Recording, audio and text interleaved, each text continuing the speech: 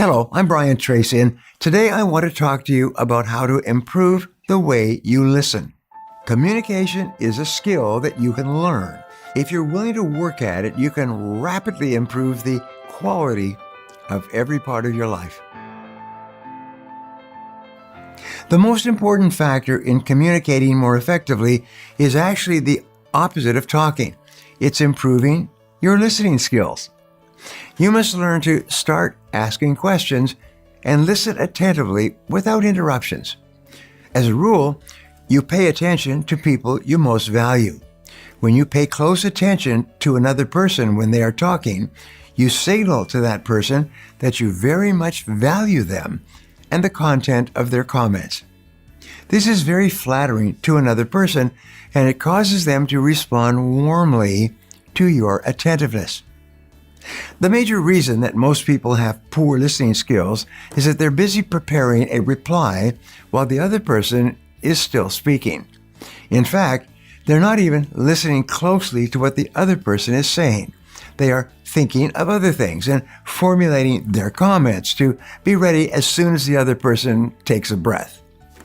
Effective communication requires that you face the other person directly, lean slightly forward, and hang onto every word.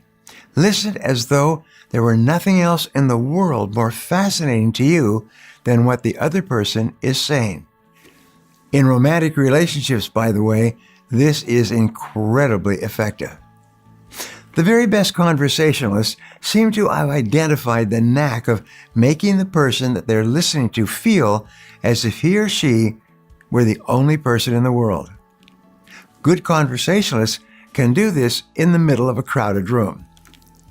Dale Carnegie once said that rapt attention is the highest form of flattery. Let me repeat, rapt, close attention is the highest form of flattery or paying value to another person. If you want to flatter a person and cause him or her to think highly of you, just pay close, undivided attention to every single word that he or she says, as though he or she were about to give you the winning lottery number and would only repeat it once. You'll be amazed at how much more conversational a person becomes and how much happier they are with you when you show them that you have effective communication and listening skills because you listen so well. In addition to listening without interrupting, you should also nod and smile and agree with what the other person is saying. Be active rather than passive. Indicate that you're totally engaged in the conversation. Make eye contact as the other person talks. Relax your body, and if you are standing, allow your weight to roll forward onto the balls of your feet. Only you will know that you have shifted your weight like this, but the overall impression you will give the speaker is that your whole energy is now forward and focused on what he or she is saying.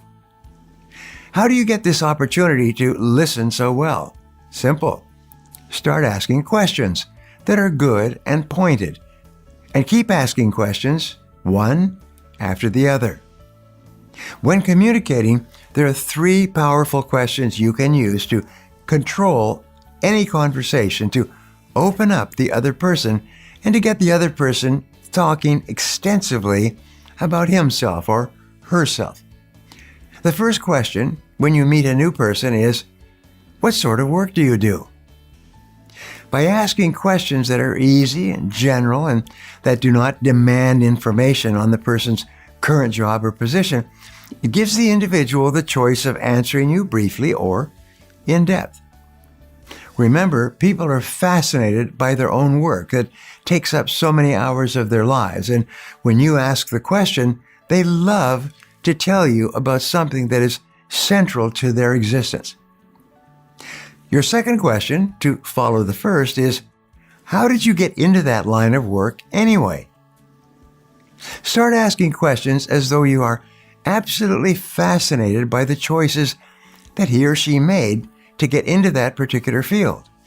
I sometimes joke that Most people feel that their personal career paths are among the most fascinating stories ever told on Earth. When you start asking questions about how they got into their current line of work, they will usually be very pleased to tell you about the various twists and turns of their lives and career and the factors that lead ultimately to them doing the job that they are doing at the current time. The third question you can ask when the other person hesitates or slows down to check to see if you are really interested or if you're just making conversation is this: and then what did you do? This third question can be used to keep almost any conversation going indefinitely, like keeping plates spinning. You can ask, how did you happen to move to this city? Or, how did you happen to go to work for that company? Or, how did you happen to choose this sport or activity? People will be more than willing to answer these questions for you, and when they slow down for any reason, you smile pleasantly, lean forward a little bit and ask, and then what did you do? You will be amazed at the responses.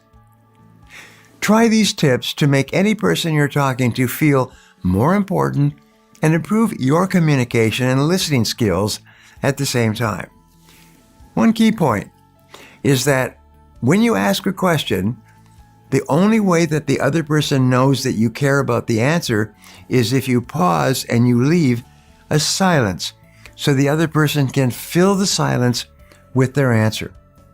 Many people think that they're becoming good communicators by asking lots of questions, but they don't leave any time for the other person to respond.